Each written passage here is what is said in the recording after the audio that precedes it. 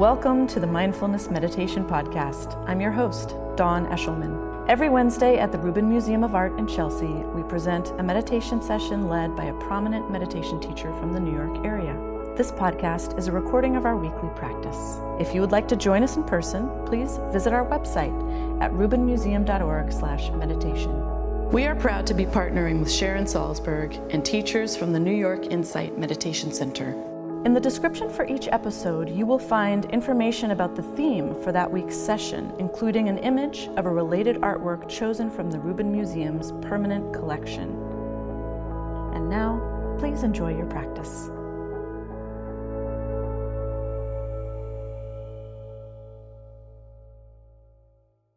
Good afternoon, everybody. Welcome to the Rubin Museum of Art and to our weekly mindfulness meditation practice. My name's Dawn Eshelman. I'm head of programs here. It's great to be with you.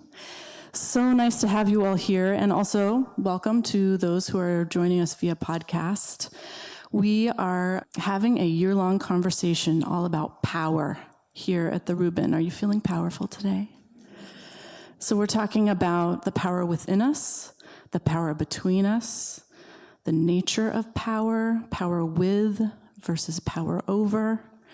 And today and this month in our mindfulness meditation practice, we're talking about this idea of empowerment.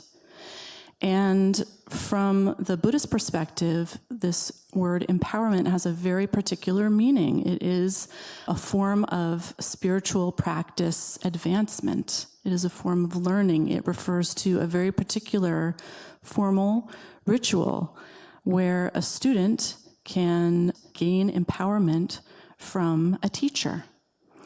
And I think what's really so enlightening and important to know is that from the teacher's perspective, what they're doing is they are simply reminding that student of the knowledge that's already within, and perhaps giving them different ways of thinking about it, different ways of talking about it, but that this is simply a reminder of their true nature. And I think from a secular perspective, there are beautiful metaphors there that we can learn from, that, you know, we can gain so much from relationship, right? From being in relationship with a teacher or just with each other, learning from each other. But it's important to remember that we have so much of our own ability to remember who we really are. And today, I think that we'll take a look at a being here who kind of embodies that type of wisdom, and in fact is the representation of wisdom. This is Manjushri right here, and this sculpture is from the 19th century, Tibet, metal alloy. And Manjushri is, in fact, the embodiment of wisdom. And we know that both wisdom and compassion are viewed as the kind of most important tools to use in this journey towards enlightenment. And Manjushri is seated here on his lotus throne in the lotus posture, so seated in the lotus posture there, which is a nod to meditation, and wearing his beautiful robes and the crown on his head, and then a halo above that. And then he is so powerful that he has 4 arms. So in each of his hands, he is holding a particular tool that cuts through ignorance and supports learning and wisdom. So we have in his upper right hand the sword, right?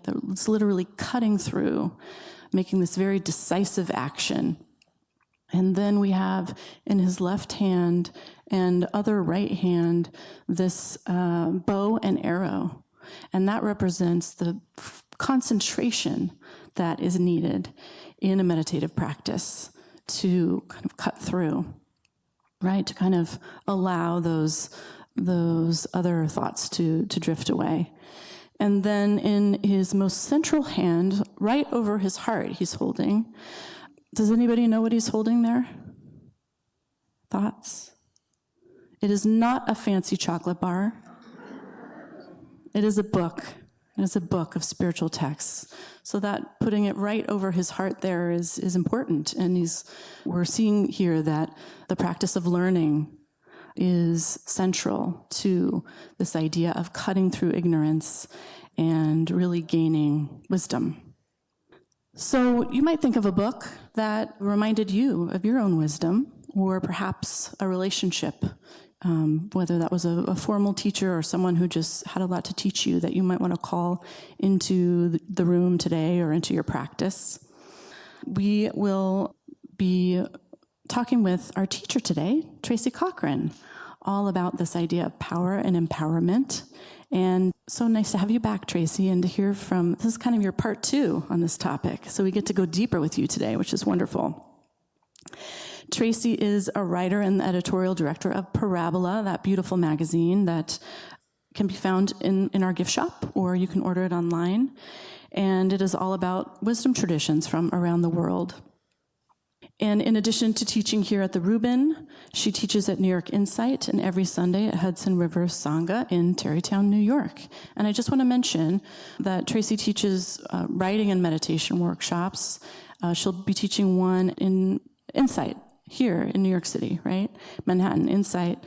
And that'll be this Saturday. And then in August, the 24th, which is a Saturday, she'll be here. So an intensive workshop with Tracy, it's a treat. And Saturday, August 24th, 2 to 5, right, Tracy? So Tracy's writings and teaching schedule can be found online, parabola.org, or Facebook, Twitter, and tracycochran.org. Will you please welcome her back? Tracy Cochran. I think chocolate would be good in one of the hands. But I look at this statue. Podcast people can't see it, but this figure looks so regal.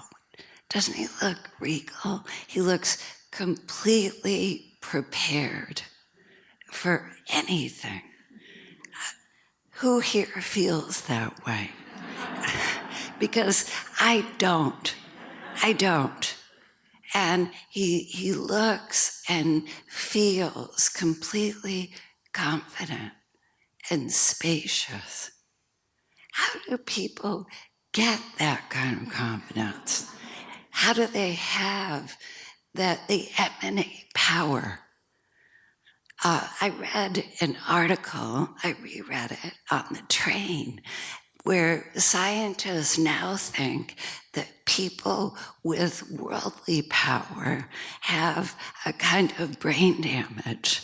And this is true, that they actually, that power intoxicates, and so very unattractive people can feel sexually magnetic, for example, or they find, truthfully, that they lose the ability to picture how other people feel or their experience, because they are focused on their goals, but they lose the ability to open their vision to others. So is it possible to have a different kind of power, a different kind of concentration? And I think that life is our greatest teacher. First of all, life is stressful. Have you noticed? And it's extremely unpredictable. And we find that we live like soldiers in battle, even to get here. We have to picture how to get from here to there and back again without some mishap occurring. Everything is a mission to be accomplished. And sometimes it works. Sometimes we can feel like ninjas, like masters of life. We can feel mindful even. walking in the street, open to people, open to birdsong and everything around us. And we can decide that life is good and we are good. We belong here.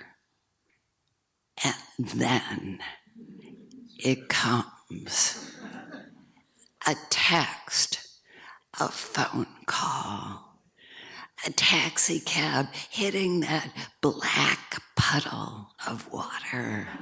Any number of things can happen, but it can be bad news typically that takes us in a heartbeat from a feeling of empowerment and openness to a feeling of contracting.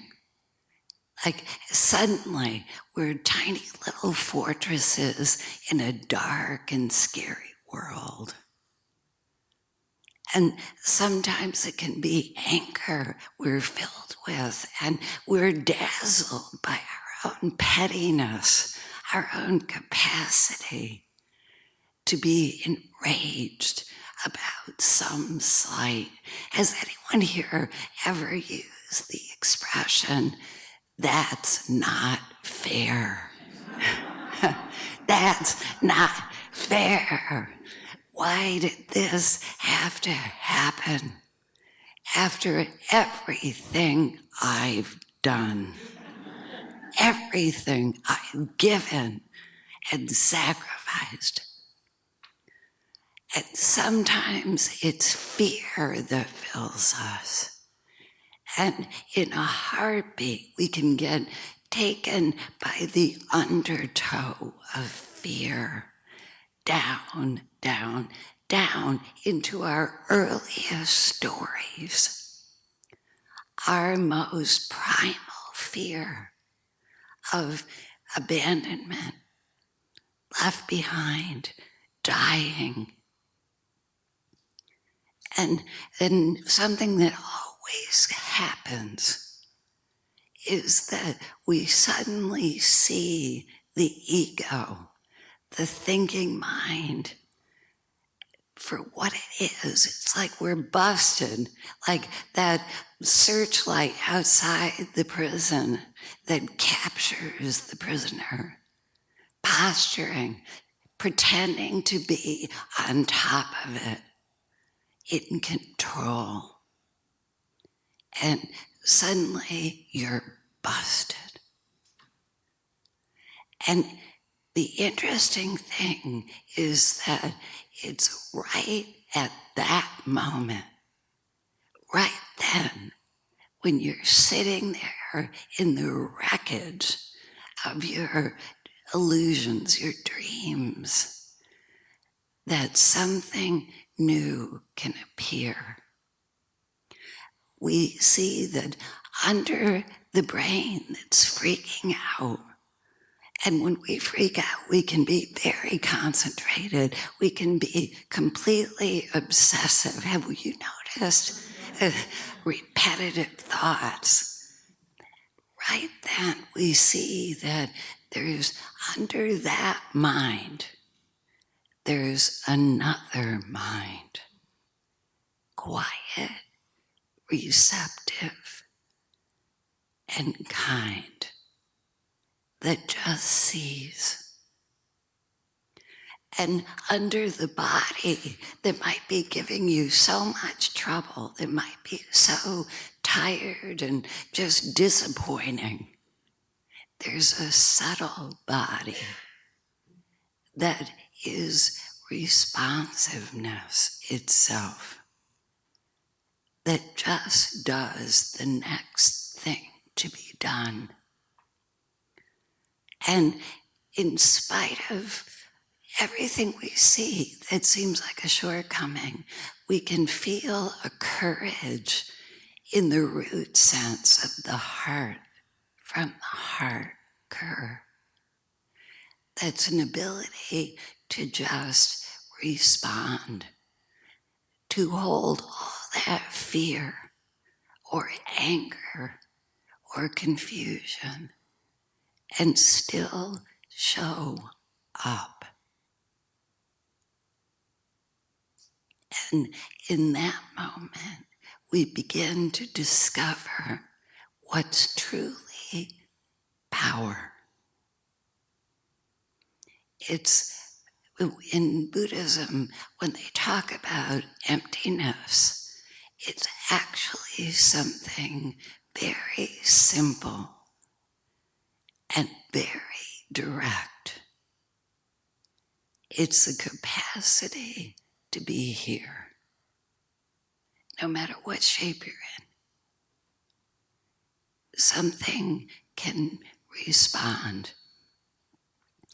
I was on the train, as I often am, coming down here one day, and everybody was busy. Have you noticed? We're so busy. And I remember Philip Roth said about iPhones, what does everybody have to say to each other all the time? The constant conversation, and it's urgent. And so this was happening, or newspapers at work, and somebody had a heart attack and collapsed. And suddenly everything changed. The people, medical people were summoned, and they came running. And they knelt down on this grimy floor in their beautiful clothes, and they helped.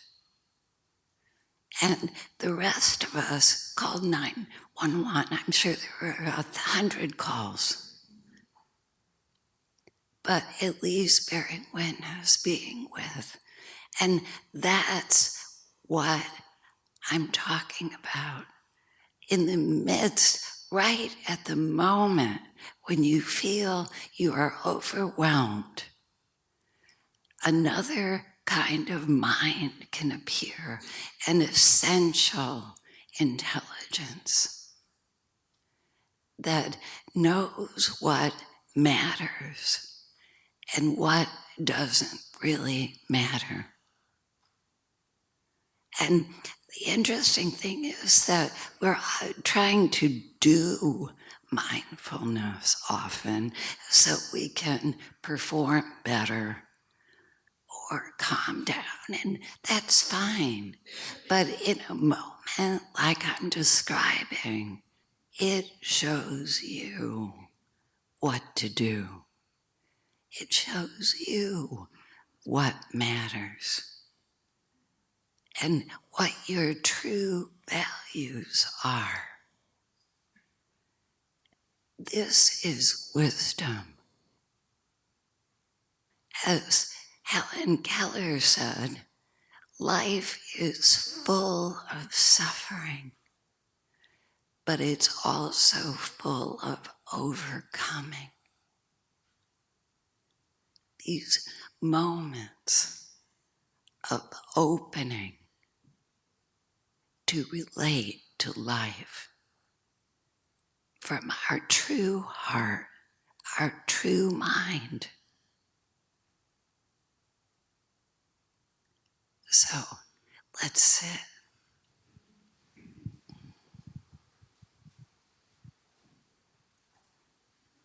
And notice, just let yourself take up space, lots of space, and feel regal.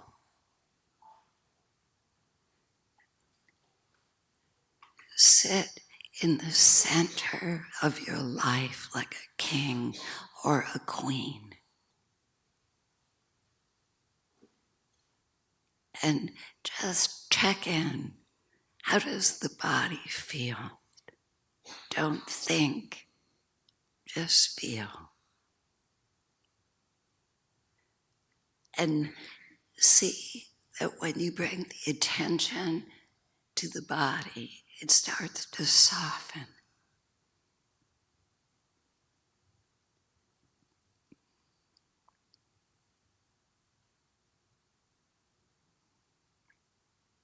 And as this happens, let the attention come to the breath without seeking to change it. Just notice in breath, out breath.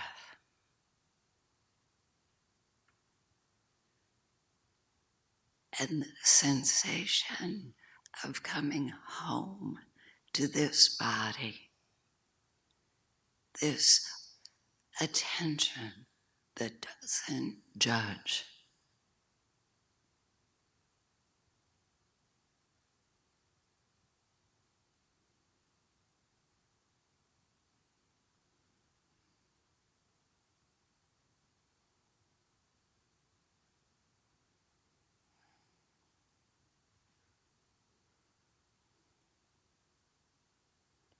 And see and feel that there's an attention here that we share.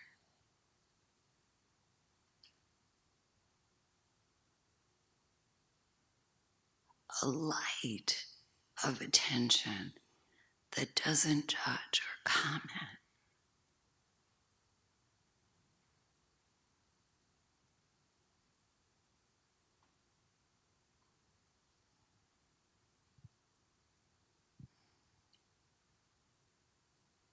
That sees.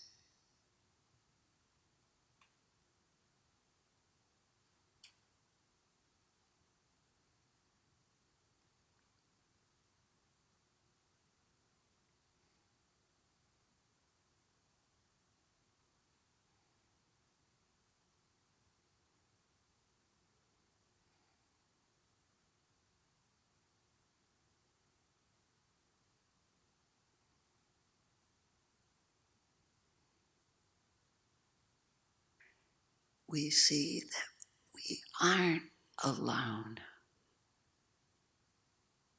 We are part of life and open to a greater attention that feels and sees.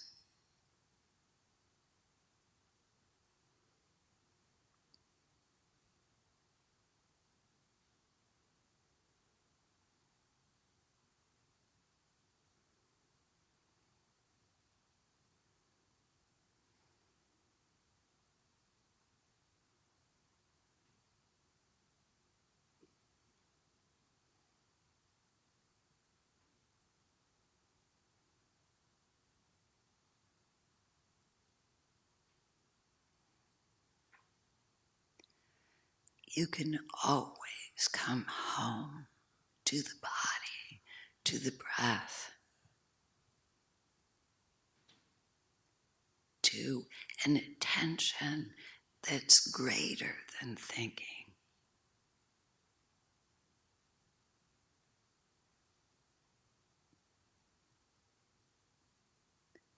That receives.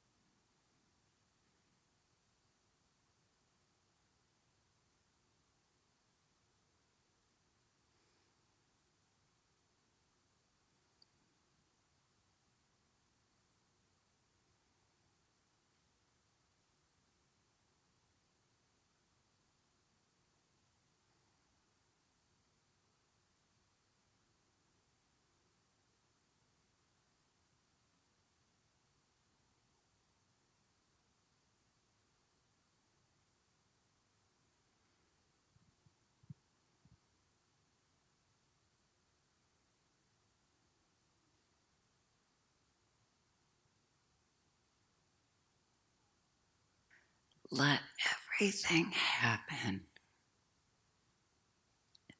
and come home. seeing that there is no comment, no judgment to fear.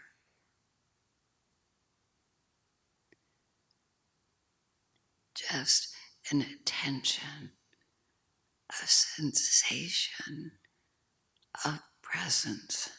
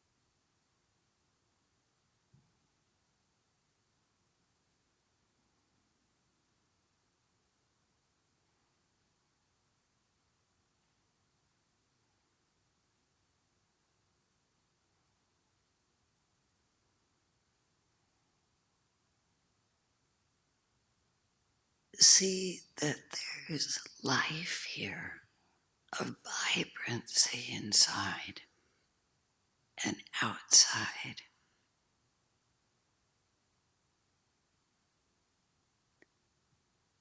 That stillness is opening to life, letting go of the thinking.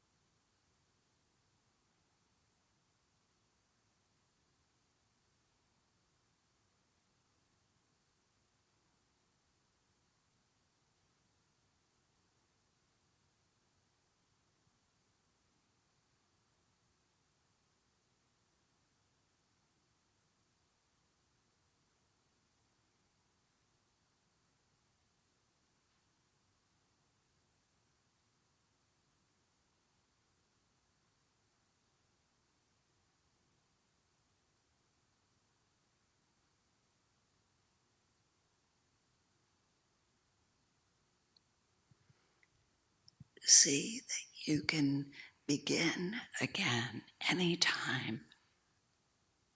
Come home and see that you're welcome here.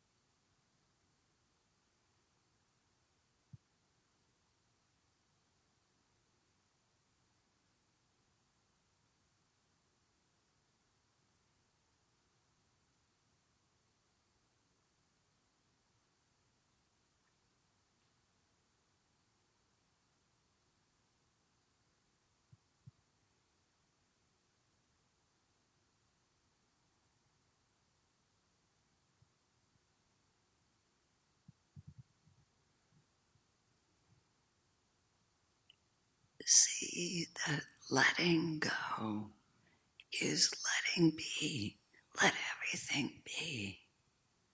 And come home to the breath and the body and the life in this moment, just as you are. No judgments, no fixing.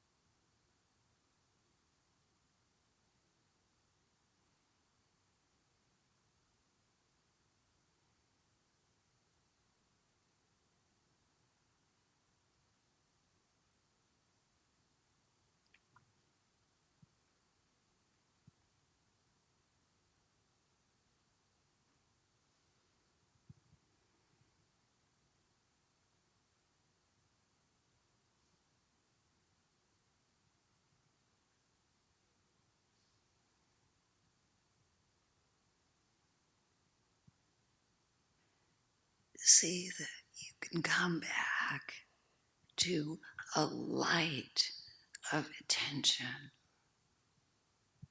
that sees you with kindness,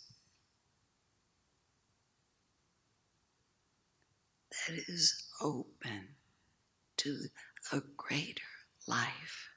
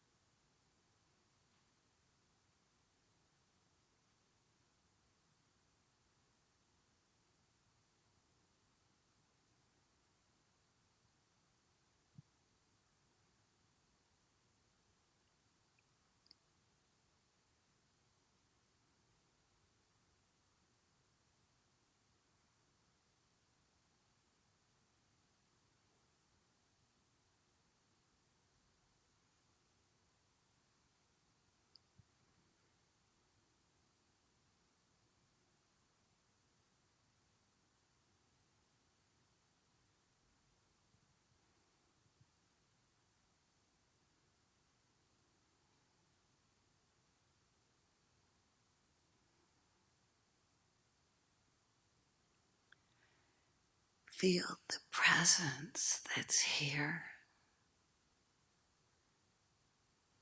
inside and among us.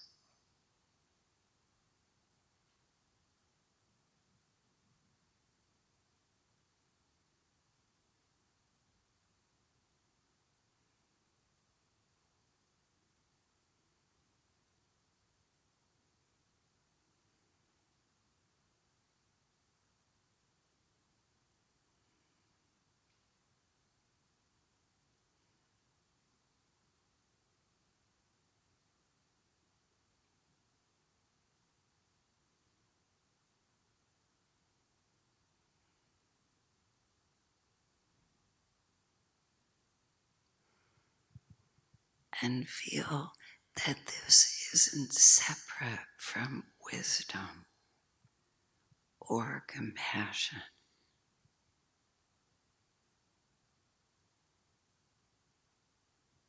It's here.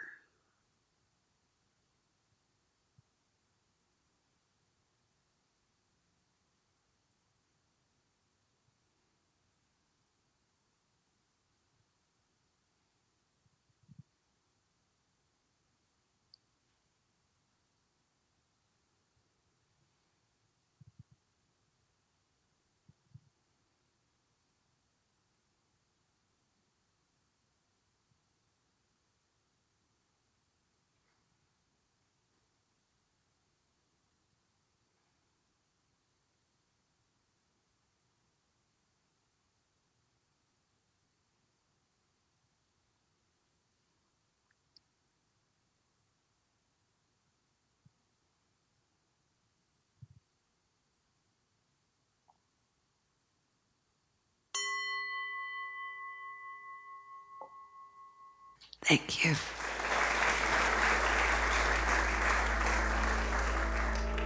That concludes this week's practice. If you'd like to attend in person, please check out our website, rubinmuseum.org/meditation, to learn more. Sessions are free to Rubin Museum members, just one of the many benefits of membership. Thank you for listening. Have a mindful day.